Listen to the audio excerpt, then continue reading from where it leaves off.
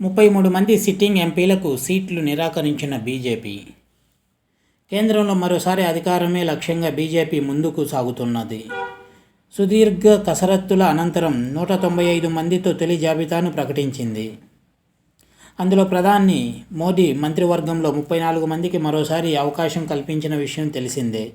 అయితే మొదటి జాబితాలో 33 మంది సిట్టింగ్లకు టికెట్లు నిరాకరించింది.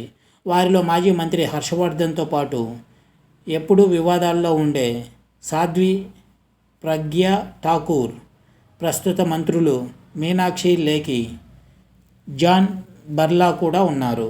ఢిల్లీలో ప్రకటించిన 5 స్థానాలకు గాను 4 సిట్టింగ్ ఎంపీలకు మరోసారి పోటీకి అవకాశం ఇవ్వలేదు.